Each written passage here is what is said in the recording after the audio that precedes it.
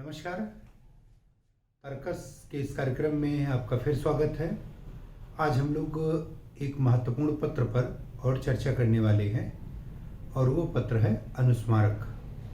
अनुस्मारक के बाद एक छोटा सा और सवाल है जो समीक्षा अधिकारी के प्रश्न पत्र में आता है कि किसी पत्र का सारणी रूप में लेखन, या कभी कभी कहते हैं कि उस पत्र का सारणीयन। तो पत्र का सारणीयन क्या होता है या सारणी रूप में लेखन क्या होता है, उस पर भी चर्चा करेंगे। और अभी अनुस्मारक क्या है इस पर चर्चा करते हैं। यहाँ पर आपको दो शब्द अस्पष्ट होंगे। एक शब्द अस्पष्ट होगा अनु और दूसरा शब्द स्पष्ट होगा स्मारक। पहले भी हमने किसी लेक्चर में चर्चा किया था। अनु का सामान्य जो अर्थ होता है यह एक प्रकार का उपसर्ग है और इसका जो सामान्य अर्थ होता है वह होता है कि पीछे पीछे चलने वाला। ठीक है, बहुत सामान्य भाषा में देखें तो पीछे पीछे चलने की सूचना वो इससे प्राप्त होती है। इसी से और शब्द भी बने हैं, जैसे अनुचर है, अनुगामी है, अनुयायी है, अनुवर्ती है, अनुलग्न है, अनुपालन है। तो ऐसे और बहुत सारे शब्द हैं जो अनुपसर्ग से बनते हैं। आप सामान्य ढंग से इसको याद रखिए, जहां कहीं भी अनु उपसर्ग लगा मिल जाए आप समझ लीजिए कि वह किसी के पीछे चलने की सूचना दे रहा है। तो अनु का सीधा अर्थ हो गया पीछे पीछे चलने की सूचना है। और स्मारक का मतलब क्या होता है? स्मारक वह होता है जो किसी की स्मृति में बना हो। यहाँ ये ध्यान रखिएगा, इस पत्र का कॉन्सेप्ट आपको यहीं से निकालना पड़ेगा, जो किसी की स्मृति में बना हो।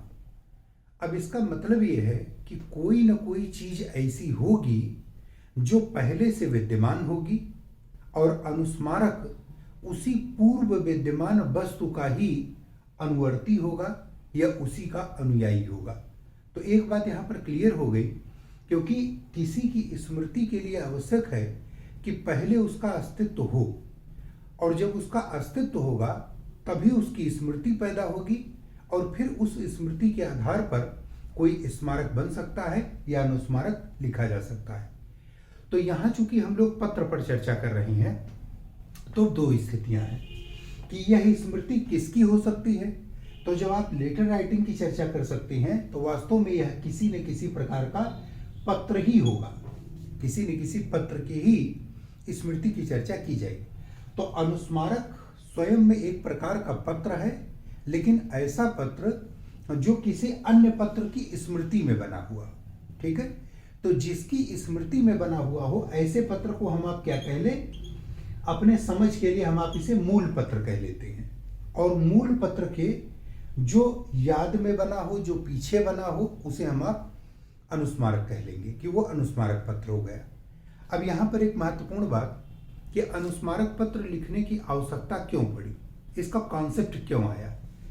तो मूल पत्र के माध्यम से आप कोई ना कोई कार्य करेंगे। ठीक है, क्योंकि शासन के पत्र व्यवहार में शासन के कार्य व्यवहार से जुड़ा हुआ कोई ना कोई कार्य आप संपादित करते हैं, चाहे अधिकारी के रूप में करें, चाहे कार्यालय के स्तर पर करें, चाहे अपने पद पर बैठकर उस पद के सापेक्ष करें, लेकिन आप शासकीय कार्य व्यवहार से जुड़ा कोई ना कोई प्रश्न वहां पर संपादित करेंगे।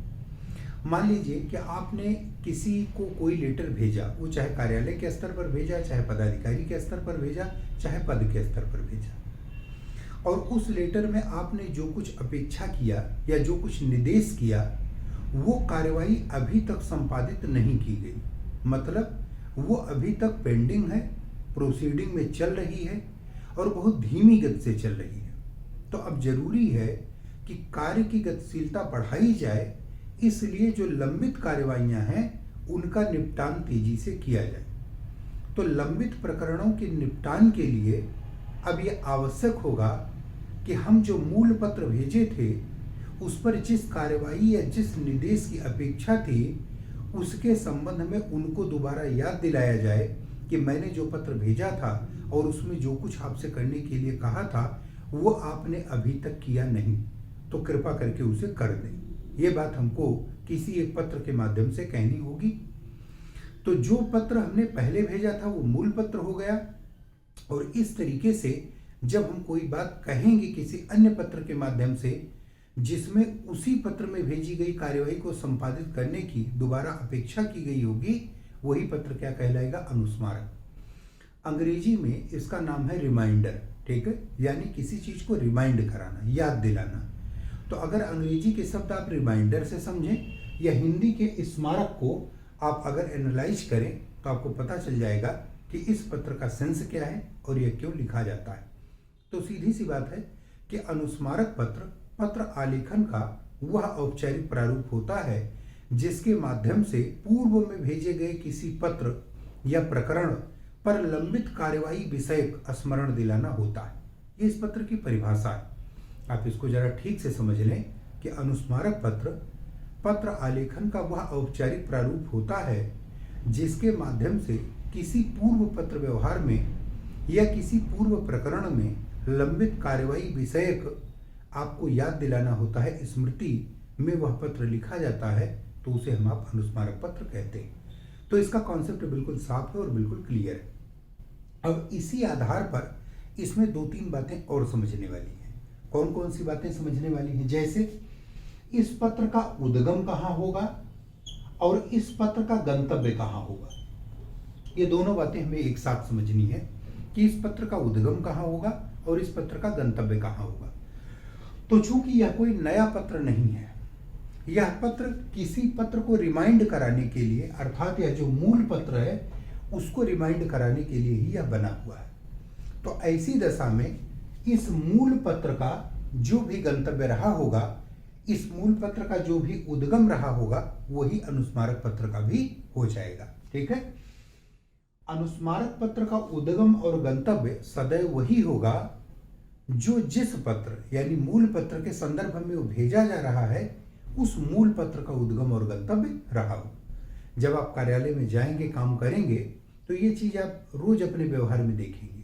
और किसी पत्र के संदर्भ में जब आप अनुस्मारक भेजेंगे तो उसी स्तर से भेजेंगे और उसी व्यक्ति या पदाधिकारी या कार्यालय को भेजेंगे जहां आपने इस मूल पत्र को प्रेषित किया रहा होगा। तो उद्गम और गंतव्य ये वास्तव में उसी के सापेक्षिक हो जाएगा। दूसरा कि अनुस्मारक पत्र का संचालन कैसा होगा, तो संचालन इसका सदैव एक आयामी होगा। क्यों एक आयामी होगा, ये ध्यान रखिएगा। ये एक आयामी इसलिए होगा क्योंकि कार्यवाही तो मूल पत्र पर की जानी है, अनुस्मारक पत्र तो केवल रिमाइंड कराने के लिए भेज देना है। तो जब आपने किसी को भेज दिया और उस पत्र ने रिमाइंडर का अपना काम कर दिया, सामने वाले को रिमाइंड करा दिया, तो उसका अस्तित्व वहां खत्म हो गया। अब जो कुछ कार्यवाही होगी या जो कुछ प्रत्युत्तर आएगा वो ज्यादातर उस रिमाइंडर के परिप्रेक्ष्य में नहीं आएगा, वो प्रत्युत्तर मूल पत्र के परिप्रेक्ष्य में आएगा कि उस पर कार्यवाही हुई कि नहीं हुई। तो इस दृष्टि से यह पत्र पीछे पीछे गया और जहां उसका गंतव्य था उसको रिमाइंड करवाकर और ये पत्र समाप्त हो गया। तो इस तरीके से जो इसका संचालन होगा वो कैसा हो जाएगा, एक आयामी हो जाएगा। कहीं कहीं लिखा मिलता है द्विआयामी भी, लेकिन मोस्टली जो इसका कॉन्सेप्ट है वो कॉन्सेप्ट इसका 1 डायमेंशनल ही है। तो अब आपको ये ध्यान रखना है कि उद्गम, गंतव्य और संचालन इनकी क्या स्थिति यहां पर होती है। अब इसके बाद हम देखते हैं कि इस पत्र की विषय वस्तु क्या होगी। यहां ध्यान रखिएगा कि इस पत्र की विषय वस्तु क्या होगी। तो इस पत्र की विषय वस्तु कोई नई नहीं होगी। इस पत्र की विषय वस्तु के बारे में कहा जाता है कि बहुत ही संक्षिप्त तरीके से पूर्व पत्र का, मूल पत्र का उल्लेख करते हुए बहुत ही संक्षिप्त तरीके से यह लिखा जाता है कि उस पत्र पर जो कार्यवाही लंबित थी या जिस कार्यवाही की अपेक्षा थी उसे यथाशीघ्र करवाकर सूचित करें या सूचित करने का कष्ट करें। जैसा पत्र हो उसका फॉर्मेट हो, अभी आगे उस पर चर्चा करते हैं, तो उसकी भाषा शैली वैसी हो जाएगी। तो यानी इस पत्र की विषय वस्तु कोई नई नहीं होगी। सीधी सीधी जानिए कि अगर कोई लंबित प्रकरण है तो लंबित प्रकरण के संदर्भ में ही याद दिलाने के लिए ये पत्र भेजा जाएगा। तो विषय वस्तु सीधा वह मूल पत्र के संबंध में याद दिलाने वाली होगी। अब याद दिलाने के भी 2 पार्ट होते हैं, अभी आगे हम लोग थोड़ा उसके डिटेल में जाएंगे। याद दिलाने के भी 2 पार्ट होते हैं। जैसे जब इसका आप मेन कंटेंट लिखेंगे, जब इसकी आप मुख्य विषय वस्तु लिखना शुरू करेंगे तो उसके दो भाग होंगे, ठीक है। पहला कि जो आप प्रथम प्रस्तर लिखते हैं, ठीक है। मान लीजिए जैसे आपने शासकीय पत्र लिखना शुरू किया, तो शासकीय पत्र में महोदय के बाद आप जो कुछ शुरू करेंगे, यानी उसके मुख्य विषय वस्तु के रूप में जो आप प्रथम प्रस्तर पहला पैरा लिखेंगे, उस पहला पैरा में सबसे पहले क्या करना होगा कि मूल पत्र का, या इसी को कभी कभी पूर्व पत्र भी कहते हैं, ठीक है। तो पूर्व पत्र का या मूल पत्र का उल्लेख होगा, ये ध्यान रखिएगा, ठीक है। ये मूल पत्र और पूर्व पत्र का उल्लेख होगा। इसमें दो चीजें डाल दी जाएंगी। क्या क्या डाल दिया जाएगा? एक तो उसका जो पत्रांक होगा मूल पत्र का, ये डाल दिया जाएगा। दूसरा इसका जो दिनांक होगा और इसका जो स्थान होगा वो डाल दिया जाएगा। दूसरी बात हो गई, जब हम रिमाइंड करवा रहे हैं तो पहले उसका हवाला तो देंगे, उल्लेख तो करेंगे। तो प्रथम प्रस्तर में पूर्व पत्र मूल पत्र जो हो उसका उल्लेख, उसके पत्रांक का, उसके दिनांक और स्थान का, ये करेंगे। और बहुत संक्षिप्त रूप में उसका कंटेंट, यानी जो उस पत्र का टॉपिक होगा, जो विषय होगा, उसका भी उल्लेख हम संक्षिप्त रूप से कर देंगे, ठीक है। तो अब जब प्रथम प्रस्तर आप लिखेंगे, जैसे महोदय के बाद आपने लिखना शुरू किया, तो आप लिखेंगे कि महोदय कृपया अपने पूर्व पत्र व्यवहार संख्या, यानी पत्रांक संख्या, दिनांक, स्थान, ठीक है। स्थान कभी कभी नहीं भी लिखते हैं, सीधे दिनांक लिख देते हैं। दिनांक का संदर्भ ग्रहण करने का कष्ट करें, ठीक है। का संदर्भ ग्रहण करने का कष्ट करें, जिसके संबंध में आपको यह निर्देश किया गया था या आपसे यह अपेक्षा की गई थी। अब जो टॉपिक होगा वो टॉपिक संक्षिप्त रूप में लिख देंगे कि आपसे क्या अपेक्षा की गई थी। तो जब प्रथम प्रस्तर हम आप लिखेंगे तो ये जानकारी उसमें मेंशन होनी चाहिए।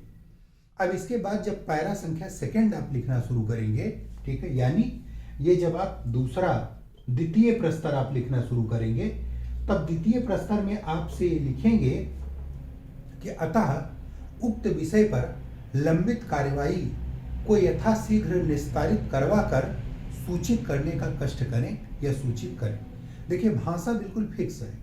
आपने पूर्व पत्र का प्रथम प्रस्तर में हवाला दे दिया और दूसरे में सिर्फ 2 लाइन आपको ये लिखनी है कि उसमें जो कुछ कहा गया था, उस पर जो प्रक्रिया पेंडिंग है, उसे यथाशीघ्र कार्यवाही करवाकर सूचित करें या सूचित करने का कष्ट करें।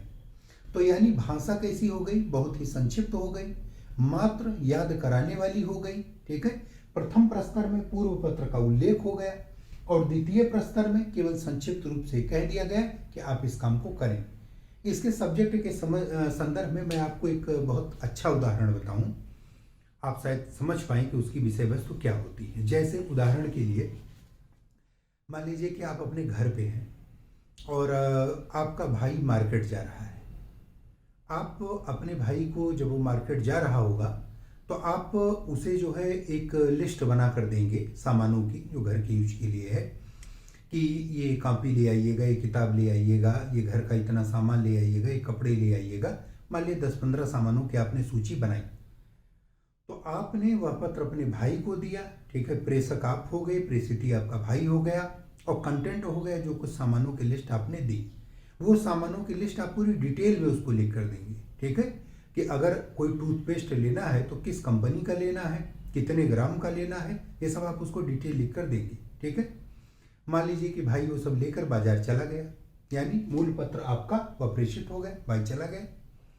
अब इसके बाद वो 1 घंटा 2 घंटा नहीं आता है, आपके मन में आता है कि पता नहीं क्या हुआ, जो मैंने कहा था वो सारा सामान लिया कि भूल गया, क्या हुआ कुछ पता ही नहीं चल रहा है। तब आप क्या करेंगे? आप फिर उसको संपर्क करेंगे, बाई फोन करेंगे, जैसे भी आप उसको फ़ोन करेंगे। अब वहाँ आप क्या करते हैं? क्या आप अपने भाई को फिर से बताएंगे कि आप जब टूथपेस्ट लीजिएगा तो इस कंपनी का लीजिएगा, इतने ग्राम का लीजिएगा? आप ऐसा नहीं करेंगे। आप सिर्फ बहुत संक्षिप्त रूप में उससे 2 बात कहेंगे।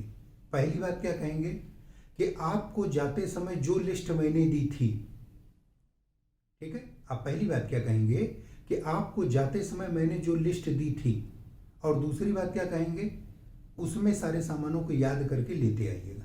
आप उसके डिटेल में नहीं गए। तो यहाँ ध्यान रखिए कि प्रेषक कौन हुआ, प्रेषिती कौन हुआ। जब ये दोबारा आपने रिमाइंड करवाया तो यानी प्रेषक भी वही हुआ, उद्गम भी वहीं से हुआ, गंतव्य भी वहीं से हो गया। ये दोनों बातें क्लियर। आपने फ़ोन करके रिमाइंड करा दी, उसने जो कुछ कहना था कि हाँ ठीक है मैं लेता आऊँगा, बात खत्म हो गई वहाँ पर। यानी आपने उसको रिमाइंडर का काम कर दिया। और आपने किया क्या, आपने एक बार प्रथम प्रस्तर में उसको ये बताया कि जो मैंने जाते समय लिस्ट दी थी। अब अगर लेटर के संदर्भ में बताना है तो आप पत्रांक संख्या, दिनांक और सब्जेक्ट डालकर बता देंगे कि जो कुछ पूर्व पत्र में कहा गया था। और दूसरा संक्षिप्त रूप से आप ये बता देंगे, ठीक है, कि उसको लेते आइएगा या जो कहने की अपेक्षा की गई थी वो कार्यवाही यथाशीघ्र करवा कर आप सूचित करिएगा। तो ये इसका मूल मोटो है, आपको ये विषय समझना चाहिए। एक इसमें सबसे महत्वपूर्ण बात कि इसका प्रारूप कैसे बनता है। तो यहां ध्यान रखिए कि इस पत्र का प्रारूप वो अपने आप में नियत नहीं होता है। यानी इसका जो प्रारूप है वो नियत नहीं होगा, फिक्स नहीं होगा। तब क्या होगा, तो अनुस्मारक पत्र को कई प्रारूपों में भेजा जा सकता है। जैसे इसके पहले आपने सर्कुलर में पढ़ा था, परिपत्र को कई प्रारूपों में भेजा जा सकता था, उसी तरीके से रिमाइंडर को भी कई प्रारूपों में भेजा जा सकता है।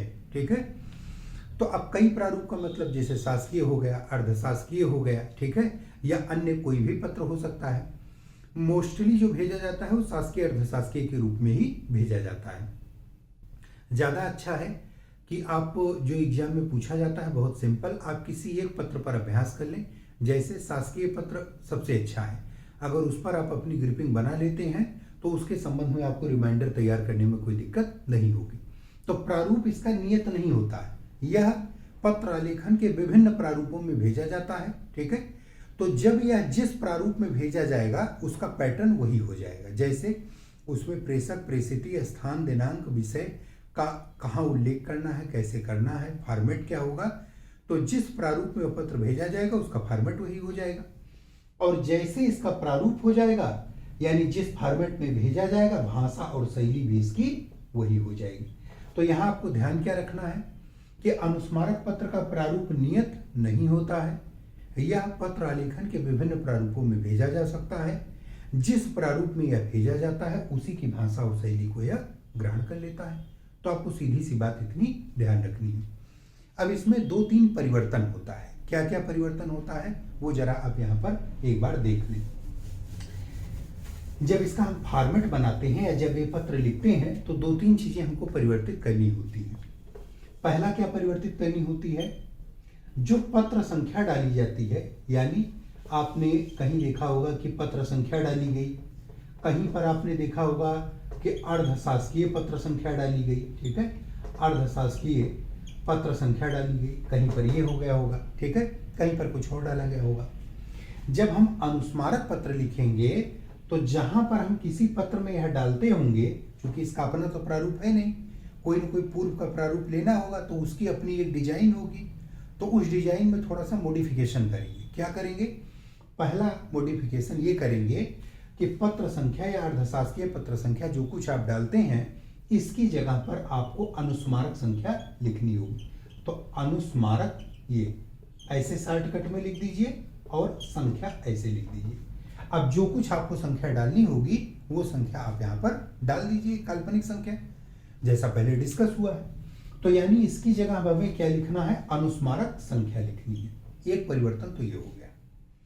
दूसरा परिवर्तन जो किया जाना है वो जहां सब्जेक्ट लिखा जाना है विषय, तो विषय की जो लास्ट लाइन हो, जैसे विषय आपने यहां से लिखा, मान लीजिए कि ये आप इस तरीके से अपना सब्जेक्ट लिखिए। ठीक है, और ये सेकंड लाइन, तो जहां पर लाइन खत्म हो वहां पर हम लोग देखते थे कि हम लोग लिखते थे के संदर्भ में, के परिप्रेक्ष्य में। ठीक है, तो वहां एक लाइन और बढ़ा दीजिए। ठीक है, जैसे आपने लिखा के संदर्भ में, ठीक है, आप इस तरीके से यहां लिखकर छोड़ना चाह रहे थे के संदर्भ में। ठीक है, तो यहां क्लोज करने के बजाय इसमें एक शब्द और बढ़ा दीजिए, के संदर्भ में अनुस्मारक पत्र। ठीक है, के संबंध में या के संदर्भ में अनुस्मारक पत्र, और आप पूर्ण विराम कर दीजिए। तो अब क्लियर हो गया कि के संदर्भ में अनुस्मारक पत्र भेजा जा रहा है। एक तो ये हो गया, यहां पर ही चेंजिंग करनी है। तीसरा कि जो आप मुख्य विषय लिखेंगे, ठीक है, मुख्य विषय लिखेंगे, यहाँ पर ये ध्यान रखिए, ये तो सब्जेक्ट होता है जो आप ऊपर केवल 2 लाइन में लिखते हैं, और मुख्य विषय जब आप महोदय या प्रिय श्री महोदय के बाद लिखते हैं। तो मुख्य विषय में जो मैंने अभी आपको बताया कि प्रथम प्रस्तर जो होगा, प्रथम प्रस्तर, तो इसमें जो पूर्व पत्र होगा, ठीक है, पूर्व पत्र होगा का उल्लेख करेंगे, ठीक है, पूर्व पत्र का उल्लेख करेंगे। अब पूर्व पत्र के उल्लेख में क्या क्या करना है, जैसा मैंने अभी आपको बताया कि उसके पत्र संख्या का उल्लेख करना है आपको, ठीक है, उसका दिनांक उल्लेख करना है, किस दिनांक को गया था, और संक्षिप्त रूप में उसका विषय बताना है कि उसके संबंध में क्या कहा गया। ये बात 3 या 4 लाइनों से ज़्यादा नहीं होनी चाहिए, ठीक है, यानी 3 लाइन या 4 लाइन मोस्टली, उससे ज़्यादा नहीं होनी चाहिए। इसके बाद जो इसका द्वितीय प्रस्तर होगा, उस द्वितीय प्रस्तर में बस सिर्फ ये कहा गया होगा कि जो लंबित कार्यवाही है उसकी अपेक्षा, ठीक है, तो कार्यवाही की अपेक्षा वो की गई होगी, ये आपको ध्यान रखना है। जैसे मैंने अभी आपको बताया कि उसके संबंध में या उक्त प्रकरण के संबंध में लंबित कार्यवाही का यथाशीघ्र निपटान कराकर सूचित करें या सूचित करने का कष्ट करें। तो अब दूसरे पैरा में संक्षिप्त रूप से केवल कार्यवाही की अपेक्षा व्यक्त की जाएगी और प्रथम प्रस्तर में वो पूर्व पत्र व्यवहार का उल्लेख किया जाएगा, ठीक है। तो दूसरी जो इसमें तीसरी जो इसमें चेंजिंग होगी वो मुख्य विषय में ये होगी। इसके बाद जो चौथी चेंजिंग होती है सुविधा के लिए कर दिया जाता है, तो चौथी चेंजिंग वो कहाँ होती है, वो संलग्नक में होती है, ठीक है, वो कहाँ होती है, संलग्नक में होती है। संलग्नक में आपको क्या करना है, अब इसके संलग्नक में आप एक चीज इमेजिन करिए और ध्यान रखिए कि जब आप किसी पत्र के संदर्भ में रिमाइंडर भेज रहे हैं तो जो आपने पहले पत्र भेजा होगा उसकी कॉपी तो आपके कार्यालय में होगी, उसकी एक फोटो कॉपी आपके रजिस्टर में कार्यालय में तो होगी। सुलभ संदर्भ के लिए, ठीक है, यानी क्या करें, सुलभ संदर्भ के लिए आप उसकी एक फोटो कॉपी इस रिमाइंडर के साथ नत्थी कर दीजिए। फायदा क्या होगा उससे, मान लीजिए कि उस कार्यालय में जब वो पहुंचेगी तब ऐसा नहीं होगा कि वो व्यक्ति पत्रांक संख्या और दिनांक देखकर पहले जहां कहीं पत्र रखता हो वहां से पूरा बंडल निकाले और उसको खोजे, तब मूल पत्र की कार्यवाही समझे, तब उस पर प्रोसीडिंग करे। उसे इतने काम से बच जाना होगा अगर आप उस रिमाइंडर के साथ मूल पत्र की एक फोटोकॉपी लगा दें, ठीक है। तो वो क्या रहेगा, ऊपर रिमाइंडर देखेगा और फिर पीछे जो संलग्नक के रूप में आपने मूल पत्र की कॉपी लगाई वो देखेगा और तुरंत ऑर्डर कर देगा कि उस पर क्या करना है। तो इसलिए यानी कार्य की गतिशीलता के लिए, कार्य को सुगम बनाने के लिए और सुलभ संदर्भ के लिए हम आप ये छायाप्रति वहां संलग्नक के रूप में लगा देंगे। तो अब इसमें आप लिख सकते हैं कि संलग्नक यथोक्त, ठीक है।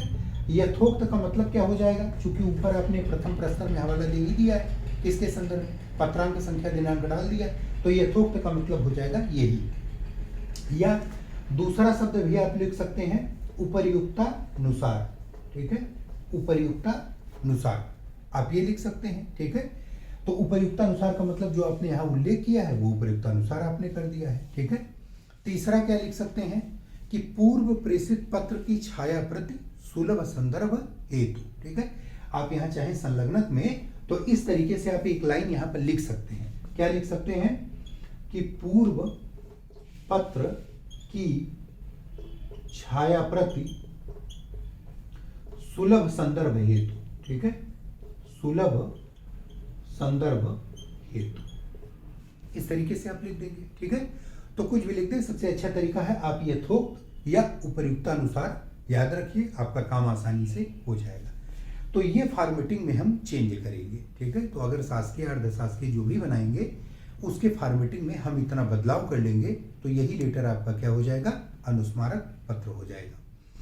इसके जो नोट्स में या जो इसके साथ मटेरियल है जो आपके टेलीग्राम ग्रुप में आएगा उसमें उसका फॉर्मेट भी बना है और 2-4 एग्जाम्पल भी दिए हैं, तो आप पढ़कर उसे समझिए और कहीं कोई दिक्कत होगी तो आप कमेंट बॉक्स में डाल सकते हैं।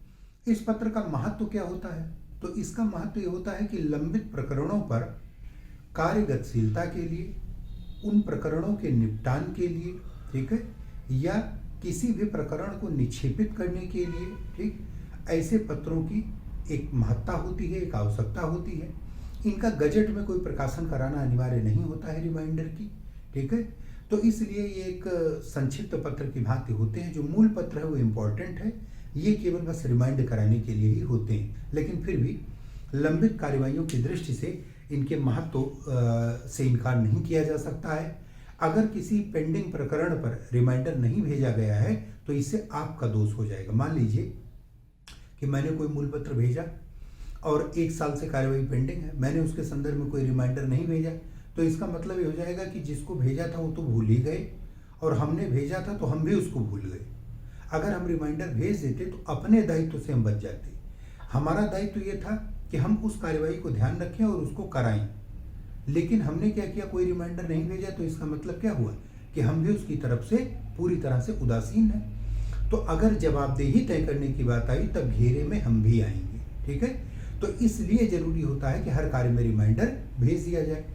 एक और आपके काम की बात मैं आपको बताऊं, उदाहरण भी हो जाएगा और आपको थोड़ा उससे जानकारी भी मिल जाएगी।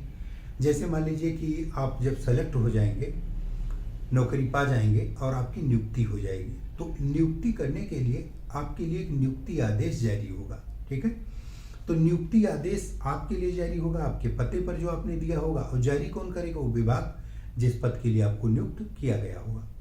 मान लीजिए तमाम लोग ऐसे होते हैं कहीं और नौकरी कर रहे हैं, कुछ और काम कर रहे हैं, वो उस नौकरी को ज्वाइन नहीं करते हैं। ठीक है, तब उसकी प्रक्रिया क्या है, तब उसका प्रक्रिया ये है कि पहले आपको नियुक्ति आदेश भेजा जाएगा। ठीक है, वो कोई पत्र होगा, उसमें पत्रांक संख्या दिनांक होगा, वो मूल पत्र आपका हो जाएगा। वो आपको मिल जाएगा कि इस तारीख को, इस दिनांक को आप इस जगह पर इस अधिकारी के सामने पदभार ग्रहण करने के लिए उपस्थित हों। ठीक है, आपको आदेश कर दिया गया, आप नहीं गए मान लीजिए, तो उस डेट के निकल जाने के बाद महीना 15 दिन आपको इंतजार किया जाएगा कि हो सकता है आप आ जाएं। आप नहीं आते हैं, तब क्या होगा, तब आपको एक रिमाइंडर, पहला रिमाइंडर भेजा जाएगा। ठीक है, और उस रिमाइंडर में उल्लेख किया जाएगा कि इस पत्रांक संख्या इसके द्वारा आपको इस पद पर नियुक्ति किया गया था, जिसके संबंध में आपसे अपेक्षा की गई थी कि आप इस दिनांक को यहाँ उपस्थित होकर कार्यभार ग्रहण करें, किंतु अभी तक आप उपस्थित नहीं हुए, तो कृपया तत्काल उपस्थित होकर कार्यभार ग्रहण करें। पहला रिमाइंडर। इसके बाद क्या होगा, आप फिर नहीं आए, एक आध महीना और वेट कर लिया गया। इसकी कोई ध्यान रखिए, टाइम लिमिटेशन नहीं है कि इतने दिन में रिमाइंडर भेज दिया जाए, कोई टाइम लिमिट नहीं है। ये कार्य की आवश्यकता पर होता है और हमारे आपके कर्मठता पर होता है। मैं ये कहूँ कि हमारी आपकी कर्मठता पर और कार्य कितना आवश्यक है उस पर होता है। तो इस तरीके से पहला रिमाइंडर भेज दिया गया, फिर आप महीना 2 महीना बीत गया, नहीं आए, तो दूसरा रिमाइंडर आ जाएगा, फिर आप नहीं आए तो तीसरा रिमाइंडर आ जाएगा। अब अगर तीसरे रिमाइंडर तक आप नहीं आए तो ये मान लिया जाएगा कि आप इस पद को ज्वाइन नहीं करना चाहते हैं, और फिर क्या होगा, उस पद को रिक्त मान लिया जाएगा और उसके रिक्ति के संबंध में उसको रिक्त होने की घोषणा करके और उस पद को खाली करके दोबारा भर्ती के लिए भेज दिया जाएगा। ठीक है, तो इसलिए जैसे कभी कभी नुकसान भी होता है, इसीलिए आपको जिस पद पर नौकरी ना करनी हो आप उसे ना फंसाएं। कई बार ऐसा होता है कि कुछ लोग शौक बस पीसीएस की परीक्षा में या अन्य कहीं सारे पद भर देते हैं, जबकि वो कोई अच्छी जॉब कर रहे होते हैं। तो अगर आपको ना करना हो तो आप उसे ना भरिए, क्योंकि वेटिंग लिस्ट जब नहीं आती है तब ऐसी स्थिति में दिक्कत होती है कि वो पद दोबारा फिर भर्ती के लिए आए, उसमें 2-3 साल लग जाएंगे, 4 साल लग जाएंगे। ठीक है, तो इस तरीके से यहाँ पर एक नुकसान होता है। तो ये तो आप कहिए एक नागरिक जागरूकता का विषय है, आप उसे जैसे भी समझें। दूसरी महत्वपूर्ण चीज कि किसी पत्र में कितने रिमाइंडर भेजे जाएं। जैसे मैंने आपको बताया 3 रिमाइंडर के बाद एक कार्रवाई कर देते हैं, तो ऐसा कोई लिखा पढ़ी में नहीं है कि 3 भेजे जाएं कि 4 भेजे जाएं। सामान्य तौर पर एक परंपरा बन गई है कि 3 रिमाइंडर तक इंतजार किसी की चीज का किया जाता है, और यदि 3 रिमाइंडर में काम नहीं होता है तब फिर जो अग्रेतर कार्रवाई जो भी करनी होती है वो की जाती है। लेकिन कभी कभी ऐसा भी होता है कि 3 से अधिक रिमाइंडर भी किसी प्रकरण के संदर्भ में भेजे जा सकते हैं, तो उसमें कोई कंफ्यूजन नहीं होना चाहिए। ठीक है, ये बस बात केवल जानकारी के लिए है, इसको कहीं लिखना पढ़ना नहीं है, ये इसका महत्व है, इसलिए मैं आपको बता दे रहा हूँ। तो इस तरीके से जब आप अनुस्मारक पत्र पढ़ेंगे तब आप इसको ध्यान करेंगे। दूसरा एक छोटा सा सवाल आपका और बनता है जो समीक्षा अधिकारी की परीक्षा में बनता है, और वो है पत्र का सारणी रूप में लेखन। ठीक है, तो यहाँ पर हम लोग एक हेडिंग बना लेते हैं। ठीक है, आपको याद रहे पत्र का सारणी रूप। ठीक है, पत्र का सारणी रूप क्या होता है पहले ये जान लीजिए, मुझे लगता है आपकी सारी समस्या खत्म हो जाएगी। किसी एक कार्यालय में 1 साल के भीतर बहुत सारे पत्र आते हैं और बहुत सारे पत्र वहां से जाते हैं। ठीक है, यानी जो पत्र प्राप्त होते हैं आगत पत्र, और जो वहां से जाते हैं यानी निर्गत पत्र। तो पत्र के सारणी का जो संबंध है ये आगत पत्रों का नहीं है, इसका संबंध केवल निर्गत पत्रों से है। तो यानी किसी कार्यालय से जो पत्र निर्गत होंगे, ठीक है, यानी फिर एक यहाँ पर कार्यालय हो गया, ठीक है, शब्द याद रखिए, कार्यालय हो गया, 1 वर्ष की समय सीमा हो गई। इस समय सीमा के भीतर जो पत्र निर्गत होंगे निर्गत पत्र हो गए, ठीक है। अब इनका एक डाटा वो हमको आपको रखना होगा। डाटा रखने से फायदा ये होगा, सारे पत्र तो संरक्षित रखे जाएंगे, उसमें कोई डाउट नहीं है। सारे पत्र वो बंडल बनाकर एक क्रम में संरक्षित करके रख दिए जाएंगे। लेकिन व्यवहारिक दिक्कतें होती है कि मान लीजिए हम आपसे 10 साल पहले का कोई पत्रांक संख्या पूछते हैं कि ये पत्रांक संख्या या इसके नाम से कोई पत्र गया था, कुछ याद आ रहा है।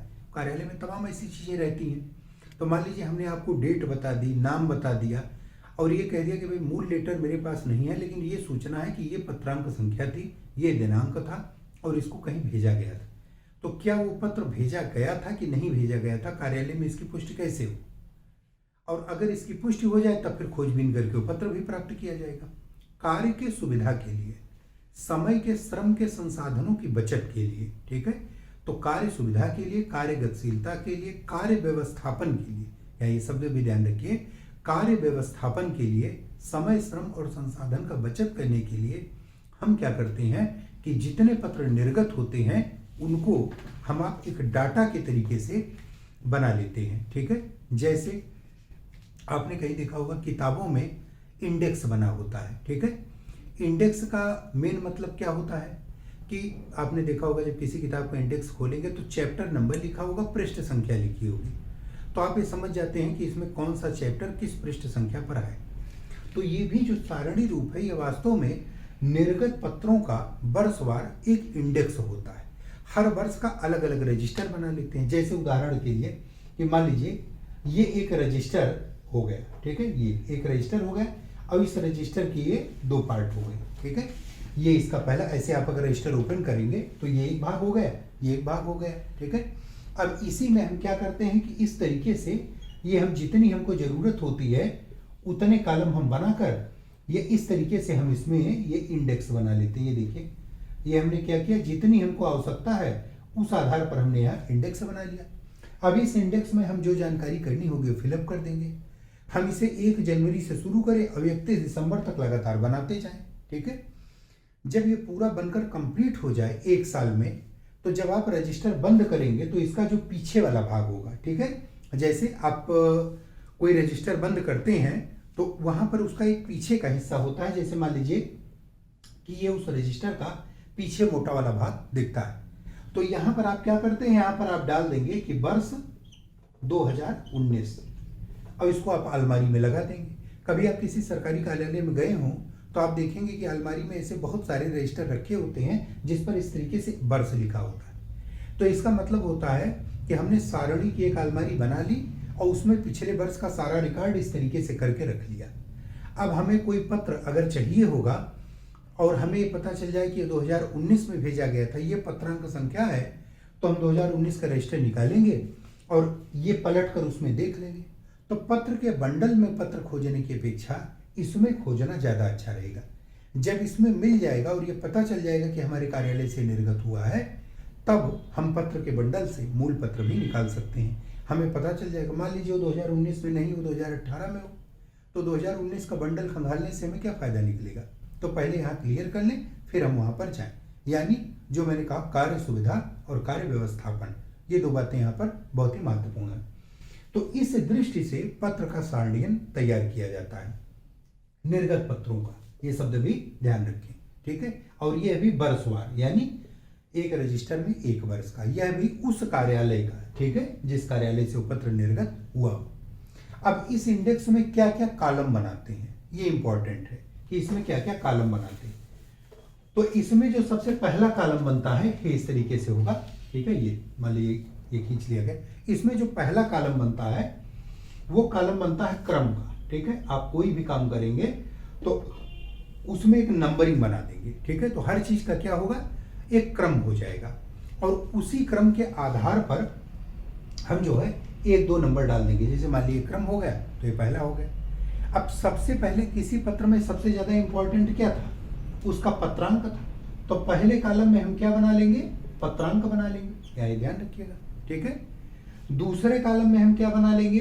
उस पत्र का दिनांक क्या था और उस पत्र का स्थान क्या था, यह ध्यान रखिएगा। तो दूसरे कॉलम में हम क्या बना लेंगे? दिनांक और स्थान, ठीक है।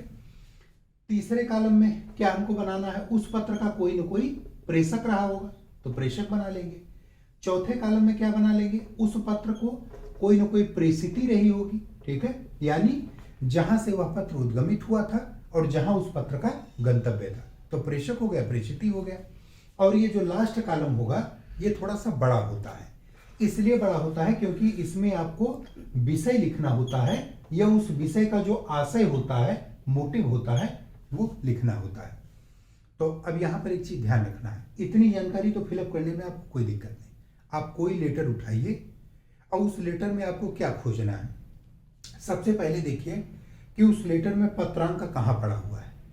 उस पत्रांक को आपको सारी जानकारी क्या करनी? कॉपी पेस्ट करनी। तो वो पत्रांक जैसे पड़ा हुआ हो उसको आप लाइए, यहाँ पर फिल कर दीजिए, ठीक है। इसके बाद देखिए कि उसमें दिनांक स्थान का उल्लेख है कि नहीं, तो दिनांक स्थान आपको मिल जाएगा, आप वो लाकर यहाँ फिलअप कर दीजिए। इसके बाद उसमें कोई प्रेषक होगा, उसको यहाँ डालिए, प्रेषिती होगा, उसको यहाँ डालिए, ठीक है। अब इसके बाद बचता है विषय और आशय। तो ये इतनी जानकारी तो आपको केवल कॉपी पेस्ट कर देनी है। जैसे आपने कंप्यूटर देखा होगा, माउस आप ले गए, क्लिक किए, कॉपी किए और लाकर दूसरी जगह पेस्ट कर दिए, कोई एडिटिंग नहीं, कोई संशोधन नहीं, हूबहू, ठीक है। अगर पत्रांक संख्या ज्यादा बड़ा है तो 2 लाइन में कर लीजिए, लाइन चेंज करने में कोई बहुत दिक्कत नहीं है, लेकिन ऐसा करिए कि बिल्कुल उसका स्वरूप बदल ना जाए, जैसे वहां दिख रहा है वैसे ही यहाँ दिखे। इसी तरीके से दिनांक, स्थान, प्रेषक, प्रेषिती आप फिलअप कर लीजिए, यानी ये शब्द ध्यान रखिए, as it is copy paste कर लीजिए। जब आप कॉपी में इस तरीके की फॉर्मेटिंग बनाइए तो आप घर पे सादे पेज में बनाकर देख सकते हैं कि कितने में आ रहा है, कितने में नहीं आ रहा है, किस कॉलम को कितना बड़ा करें, कितना छोटा करें, तो इसको आप समझ सकते हैं। ये जो विषय और आशय है, यहाँ उस पत्र में जो बात कही गई हो उसको केवल संक्षिप्त रूप में लिख देना है। जैसे हम लोगों ने हिंदी में सारांश पढ़ा था, तो सारांश में हम क्या करते थे कि मान लीजिए कोई चीज़ 100 शब्दों में लिखी है, तो हम बिना उसका भाव बदले, बिना उसका विचार बदले, हम उसको 1/3 में ले आते थे, 1/3 में ले आते थे, या 1/4 में ले आते थे, 25 शब्दों में ले आते थे। तो आपको क्या करना है कि वही समरी फॉर्मेट में, यानी सारांश रूप में, उसका जो निचोड़ हो वो आप यहाँ पर लिख सकते हैं। अब यहाँ पर एक बात और आती है कि मान लीजिए पत्र में कई प्रस्तर लिखे गए हैं, ठीक है, तो यहाँ पर क्या हर प्रस्तर के लिए अलग अलग पॉइंट बनाया जाए कि पहले प्रस्तर की समरी ये, दूसरे प्रस्तर की ये, तीसरे की ये? ऐसा कोई आवश्यक नहीं है। अगर बहुत बड़ा पत्र है और हर पैरा में गंभीर बातें हैं, तब आप उनको बिंदुवार भी लिख सकते हैं, और अगर गंभीर बातें नहीं हैं तो सबकी समरी केवल एक पैरा में ही बनाकर आप यहाँ पर लिख सकते हैं। तो बहुत संक्षिप्त रूप में, केवल समरी के रूप में, जो उस पत्र का मोटिव रहा हो, विषय, आशय, आशय का मतलब ये होता है मोटिव, तो पूरा पत्र नहीं उतारना है, उसको पढ़ लीजिए, पढ़कर समझ लीजिए कि इसमें मेन बात क्या कही गई है, और उसी को अपनी भाषा में आप यहाँ पर लिख दीजिए, ठीक है। तो केवल कितनी जानकारी आपको फिलअप करनी, इतनी। अब मान लीजिए एक पत्र पूरा हो गया इस तरीके से, तो यहाँ पर एक लाइन खींच देंगे और फिर क्रम संख्या यहाँ पर 2 कर देंगे, तो दूसरे पत्र के बारे में यही जानकारी फिलअप कर देंगे। इसी तरीके से जब ये पेज भर जाएगा तो अगले पेज में, और इस तरीके से रजिस्टर के अंत तक चलता रहेगा। अब यहाँ पर एक महत्वपूर्ण सवाल और बचता है कि मान लीजिए किसी पत्र में पत्रांक, दिनांक, स्थान या इसमें से कोई जानकारी ना दी गई हो, तब क्या करेंगे उस दशा में, ठीक है। क्योंकि आपको परीक्षा में एक लेटर दिया जाता है, आपका जो प्रश्न पत्र होगा उसमें प्रश्न संख्या 2, 15 नंबर का सवाल आता है समीक्षा अधिकारी के मुख्य परीक्षा में, तो उसमें आपको एक लेटर दिया जाएगा। अब उस लेटर में कभी कभी एग्जामिनर क्या करता है, केवल आपकी बात जांचने के लिए वो मान लीजिए दिनांक और स्थान नहीं डाला, ठीक है, या कोई ऐसा पत्र दे दिया जिसमें प्रेषिती नहीं है। उदाहरण के लिए आपको कार्यालय आदेश दे दिया, तो कार्यालय आदेश में तो कोई प्रेषिती है ही नहीं है, उसका उल्लेख ही नहीं है, तब क्या करेंगे ऐसी दशा में, ठीक है, क्योंकि प्रेषक तो सब में होगा, ठीक है, प्रेषक तो होना ही होना है। अगर मान लीजिए किसी में प्रेषक नहीं मिलता है, जैसे कि अगर हम ये देखें कि कार्यालय आदेश है, या विज्ञप्ति है उसमें प्रेषक कहाँ है, तो जो सबसे ऊपर आपने विभाग अनुभाग का नाम लिख रखा है और नीचे आज्ञा से में आपने जिस अधिकारी का हस्ताक्षर और नाम पदनाम लिख रखा है उसी का नाम पदनाम आप वहां पर लिख देंगे। आप क्या करेंगे, उसके प्रेषक कौन हो जाएंगे, जैसे विज्ञप्ति, तो मान लीजिए सबसे नीचे जहां मेन कंटेंट खत्म हुआ वहां लिखा था आज्ञा से का खागा सचिव, तो आप यहां पर लिख देंगे प्रेषक में, प्रेषक कौन होगा स्पष्ट, वहां प्रेषक का उल्लेख नहीं, आपको खोजना है। ठीक है, तो कहां से खोजेंगे, ऐसे पत्रों में जैसे विज्ञप्ति में है, ठीक है, या कार्यालय आदेश में है, तो वहां जो कुछ नीचे भौदीय या आज्ञा से या हस्ताक्षर किया गया हो उस अधिकारी का नाम लिख दीजिए, पदनाम लिख दीजिए, और पत्र में सबसे ऊपर आपको विभाग का नाम मिल जाएगा, अनुभाग का नाम मिल जाएगा। ये किसका होगा, प्रेषक का ही होगा। तो प्रेषक के बारे में आपको काम की जानकारी उस पत्र में मिल गई। ठीक है, अब आपको ये मिल गया कि किसने भेजा था, पदाधिकारी कौन था और किस कार्यालय का था, तो ये आपको प्राप्त हो गया। अगर मान लीजिए वो जानकारी इकट्ठा नहीं मिलती है तो उस पत्र में वो जानकारी खोजी भी जा सकती है, कहीं ना कहीं आगे पीछे वो अंतर्निहित होगी, थोड़ा सा दिमाग लगाएंगे तो आपको वो जानकारी वहां पर मिल जाएगी। अगर कोई जानकारी नहीं दी गई है तब क्या करेंगे, मान लीजिए दिनांक और स्थान उसमें नहीं दिया गया, ब्लैंक है उसकी जगह, तब क्या करेंगे, तो इसकी जगह केवल इस तरीके का ये डाट बनाकर ये छोड़ देंगे। ठीक है, ये आप क्या करेंगे, इसकी जगह आपने भी ये ब्लैंक स्थान बनाकर छोड़ दिया, तो इस ब्लैंक स्थान का मतलब क्या हुआ कि ये जानकारी पत्र में नहीं थी, तो आप सावधानी से खोज लीजिए। ठीक है, कि ये जानकारी पत्र में है अथवा नहीं है। ठीक है, तो आपको ये तलाश करना है कि उसमें पत्रांक कहाँ है, आप उसको खोजिए। ठीक है, कहीं ना कहीं उसमें पत्र संख्या मेंशन की गई होगी। कभी कभी ऐसा होता है कि 2 संख्या मेंशन की गई हो, एक जहां प्रतिलिपि भेजी जाती है उसके ऊपर भी एक संख्या डाली जाती है, उसकी चर्चा हम आपको कल करेंगे। तो प्रतिलिपि के ऊपर भी एक संख्या डाली जाती है और ऊपर एक पत्र की मेन संख्या पड़ती है। तो चूंकि आपने अब सारे पत्र पढ़ लिया, हर पत्र में आपने समझ लिया कि कहां पर उस पत्र की संख्या पत्रांक पड़ा होता है, तो आपको वह पत्रांक या संख्या कहां से खोजना है, जहां उस पत्र के प्रारूप में निर्धारित स्थान पर लिखा जाता है। अगर निर्धारित स्थान पर नहीं है तब क्या करेंगे, तो ब्लैंक स्थान बनाएंगे। ये ध्यान रखिए, ऐसा नहीं कि कुछ भी लिख देंगे तो काम चल जाएगा, हर चीज का एक प्रॉपर तरीका है। तो अगर कोई जानकारी नहीं है तो इस तरीके से ब्लैंक वहां पर स्थान बना देंगे और जो जानकारी उपलब्ध होगी उसको फिलअप कर देंगे। जब आप उत्तर इसका लिखिएगा अपनी कॉपी में, तो जो मैंने इसकी समरी बताई है कि पत्र का सारणी रूप क्यों तैयार किया जाता है, तो आप ये लिख सकते हैं। पहले यहाँ 2 लाइन लिख कर तब ये सारणी बनाइएगा। आपको सवाल दिया जाएगा कि दिए गए पत्र का सारणी रूप प्रस्तुत करें, तो केवल सारणी मत बना दीजिए, 2 लाइन जरा पहले लिख दीजिए। ठीक है, और वो क्या लिखना है आपको कि किसी कार्यालय में 1 वर्ष के भीतर जो पत्र निर्गत होते हैं, कार्य सुविधा और कार्य व्यवस्थापन की दृष्टि से किसी एक रजिस्टर के भीतर सारणी रूप में उन पत्रों का एक सार तैयार कर लिया जाता है, जिससे कार्य व्यवहार में सुगमता रहती है, पत्रों का रख रखाव या उनका विवरण संरक्षित रखा जा सकता है। तो ये 2-3 बातें आप वहां पर लिखने के बाद तब उस पत्र का सारणी बनाइए, तो ये ज्यादा कंप्लीट होगा। ऐसा नहीं कि केवल हम सारणी बना दें और अपने काम से फुर्सत हो जाए। तो एक चीज तो हमें ये ध्यान रखनी है। दूसरा कि आपके कॉपी का मान लीजिए ये पेज है, ठीक है, तो अब इस पेज में सारणी कैसे बनाई जाए। ठीक है, ये लगता है कि भाई ये तो काफी लंबा है, तो यहां पर हम क्या करें, ये तो पत्र छोटा है तो इसमें नहीं आ पाएगा, तब क्या करेंगे, तो क्या इस पत्र को हम ऐसे बना सकते हैं कि उस पेज में जाकर और हम इसकी सारणी हम इस ढंग से बनाएं। क्या ऐसा संभव है कि ये सारणी को हम उलट दें और इस ढंग से बनाएं? ये हम मान लें कि चलिए ये हो गया, इस तरीके से हम सारणी बनाएं, तो ये तरीका गलत है। आप स्पष्ट जानिए, ये तरीका गलत है। सारणी तो हमें हमेशा बनानी होगी जब इसके भीतर, तो इसी तरीके से बनानी होगी। ये ध्यान रखिए, हमको सारणी इसी तरीके से बनानी होगी।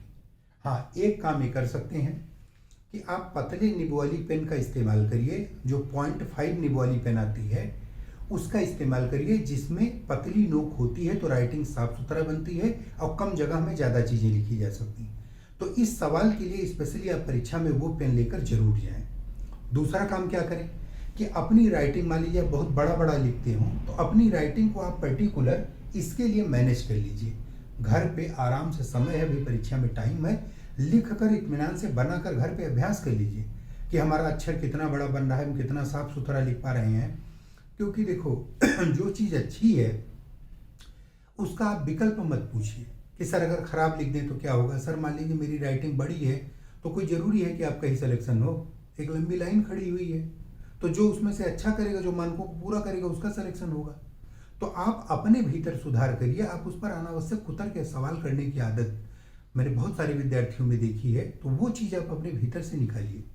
आप खुद मेहनत करके अपने आप को कितना उस मानक पर इम्प्रूव कर सकते हैं, ये मैटर करता है। तो आप इसको जो है ध्यान दीजिए। तो बनाना आपको ऐसे है। अब इसमें ये कर सकते हैं कि मान लीजिए ये कॉलम पतला कर दिए, ये कॉलम थोड़ा इस तरीके से कर दिए, ये कॉलम अब इसमें क्रम संख्या हो गया, इसमें पत्रांक हो गया, इसमें दिनांक हो गया, ठीक है। मान लीजिए प्रेषक ये हो गया, प्रेषित ये हो गया, और इसके लिए कर दी। तो अब इसमें एक चीज़ ये होगा कि कोई जानकारी अगर हम फिलअप करेंगे तो थोड़ा ज़्यादा दूर में आएगी, मान लीजिए यहाँ तक आएगी। तो हमको एक ही तो बनाना है, हमको ऐसा तो है नहीं कि पूरे कार्यालय का विवरण तैयार करना है। हमें एग्जाम में एक ही पत्र का उत्तर देना है, तो कॉलमों को पतला कर लें और मैटर नीचे लंबा कर दें। अगर अपनी राइटिंग को आप मैनेज कर लेंगे, पतले निब वाली पेन का इस्तेमाल करेंगे, तो ये विसंगति भी दूर हो जाएगी। तो इसलिए आप विशेष तौर पर जब बनाइए तो इसका अभ्यास करिए और यहाँ पर ध्यान दीजिए।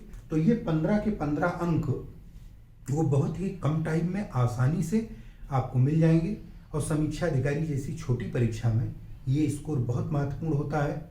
अगर ये प्रश्न गड़बड़ हो जाए तो ये समझिए कि सब कुछ अच्छा होने के बावजूद ये आपके खाते में असफलता ला सकता है। और अगर ये प्रश्न अच्छा हो जाए तो ये कई जगहों की कमियों को पूरा भी कर सकता है। इसलिए छोटा सवाल है, 15 नंबर का है, ध्यान रखिए। आपके नोट्स में मैंने इसको अच्छी तरीके से 1-2 उदाहरणों के साथ लिखा है, उसका प्रारूप भी बनाया है, तो आप यहाँ पर इसको ध्यान रखिए। तो आज आपके ये 2 पत्र हो गए, अनुस्मारक और पत्र को सारणी रूप में कैसे लिखा जाए। अब 2 पत्र आपके सबसे इम्पोर्टेंट हैं, टिप्पणी और प्रतिवेदन। लेकिन उसकी चर्चा, चूंकि समीक्षा अधिकारी की परीक्षा में भी आपको काफ़ी टाइम है, तो मैं उसकी चर्चा फिर किसी दिन बाद में करूँगा। और अब अगले लेक्चर से हम लोग थोड़ी सी चर्चा वो निबंध के प्रश्न पत्र पर भी करना शुरू करें। तो अगला जो हमारा आपका लेक्चर होगा वो ऐसे से शुरू होगा, यानी नेक्स्ट लेक्चर जो है वो हम आप निबंध पर लेंगे। पहला लेक्चर इसी बात पर होगा कि निबंध कैसे लिखा जाए, और बहुत ज़्यादा उसके डिटेल में ना जाकर जो परीक्षा में परफॉर्मेंस है उसको कैसे सुधारा जाए, ये हमारा आपका सबसे ज़्यादा इम्पॉर्टेंट विषय होगा। एक चीज़ और कि किसी भी चीज़ का आप विशेषज्ञ बनने की कोशिश मत करिए, ठीक है। मैं आपको एक ये हिदायत आप समझ लीजिए, सलाह समझ लीजिए, ठीक है, जो भी आप अपने हिसाब से समझना चाहें। आपको यदि मेरी तरह मास्टर बनना हो, अध्यापक बनना हो, तब तो आप उसके बहुत डिटेल में जाइए, उसका छिद्रान्वेषण करिए, 10 किताबें उठाइए, पढ़िए, उसके एक्सपर्ट बनिए, ठीक है। अब ये सब आप इलाहाबाद में या दिल्ली में बहुत दिन से कर रहे होंगे, अभी तक नहीं कर पाए तो आप उसका चक्कर छोड़िए, ठीक है। आज जो करना है वो समझिए। तो उसका विशेषज्ञ आप मत बनिए। जो चीज़ें मैं आपको बता रहा हूँ केवल उतने पर आप थोड़ा गंभीरता से वर्क करिए तो आपका पेपर अच्छा होगा। जैसे निबंध वो साहित्य की विधा है, उस पर बड़े बड़े लोगों ने लिखा है, रामचंद्र शुक्ल ने, प्रताप नारायण मिश्र ने, मुंशी प्रेमचंद ने, हजारी प्रसाद द्विवेदी ने, महावीर प्रसाद द्विवेदी ने। तो उन्होंने पूरा अपना साहित्य जीवन ही उनकी विधाओं को समर्पित कर दिया, निबंध के लिए समर्पित कर दिया। तो अब आप ये सोचें कि कोई ऐसा शॉर्टकट फार्मूला है कि हमको रातों रात पता चल जाए और सर कुछ निबंध लिख के दे दें, हम रट लें और परीक्षा में लिख दें, पास हो जाएं, तो ये संभव नहीं है। आप उसके एक्सपर्ट नहीं बन पाएंगे, लेकिन या बनेंगे तो उसमें टाइम लगेगा। लेकिन आप कुछ एक ऐसी चीज़ें हैं जिनको अपना कर परीक्षा में अपना प्रदर्शन सुधार सकते हैं। तो कल से जो हम निबंध पर चर्चा करेंगे वो उस कॉन्सेप्ट के साथ करेंगे जिससे परीक्षा में आपका प्रदर्शन सुधर जाए। बाकी उसके बारे में कभी आपको बहुत जानने की जिज्ञासा है, बड़ी गहनता से जानने की जिज्ञासा है, तो कभी खाली टाइम लेकर आइए, मुलाकात होती है, आपके साथ चाय भी होती है, उस पर डिटेल चर्चा भी होती है और बहुत सारी बातें वहाँ पर हम आप सीखेंगे, ठीक है। और एक महत्वपूर्ण चीज़ और कि ये जो YouTube चैनल मैंने बनाया है वो इसलिए बनाया है कि ताकि ऐसे छात्रों की मदद हो सके, उनकी सहायता हो सके, उनके शैक्षिक कार्यों में हम आप कुछ अपना योगदान कर सकें। और ये सेवा इसीलिए पूरी तरीके से निःशुल्क रखी गई है कि इसमें कोई ये न कहे कि हमारे पास ये संसाधन नहीं है, ये चीज़ें नहीं है, हम फीस नहीं अफोर्ड कर सकते, तो अब ये सुविधा निःशुल्क है। लाभ उठाना आपकी नियति पर और आपके परिश्रम पर निर्भर करता है, तो आप उसके साथ मेहनत करिए, तो मुझे उम्मीद है। हाँ, एक मेरा आग्रह आपसे ये है कि चूंकि इस कार्यक्रम का लाभ जब इतनी मेहनत की ही जा रही है तो अधिक से अधिक लोगों तक पहुँचे, इसलिए आप इसके जो वीडियो लेक्चर होते हैं उनको आप अधिक शेयर भी कर लीजिए अपने फेसबुक वाल पर, व्हाट्सएप पर या टेलीग्राम पर, इंस्टाग्राम पर, जहाँ भी आप करते हो, तो वहाँ आप इसको अधिकाधिक शेयर कर लीजिए, जिससे बहुत सारे लोग इस कार्यक्रम से जुड़ सकें, लाभान्वित हो सकें। जब कोई कार्य किया ही जा रहा है तो अधिकतम लोगों तक उसका लाभ पहुँचे, इसमें कोई बुराई तो है नहीं। दूसरा काम, खुद भी इस चैनल को सब्सक्राइब कर लीजिए और अन्य लोगों को भी कहिए कि अगर उन्होंने सब्सक्राइब ना किया हो तो सब्सक्राइब कर ले, या इसके नोटिफिकेशन के लिए जो उसमें बेल आइकन होता है वो अपना पुश कर लेंगे, तो उनको सूचना, जब भी कोई नया लेक्चर डालेंगे तो वो सूचना मिल जाएगी। तो इस तरीके से इस कार्यक्रम से जो लाभ हैं वो बहुत सारे लोगों तक पहुंच सकते हैं और मेरा प्रयास वो एक सार्थक दिशा में चल सकता है और आप लोगों की सफलता ही वास्तव में मेरे इस व्यस्त कामकाज में भी समय निकालने का एक वास्तविक प्रतिफल होगा। तो बस यही छोटी सी आशा आपसे है और अगले लेक्चर में निबंध के साथ आपसे मुलाकात होती है। धन्यवाद।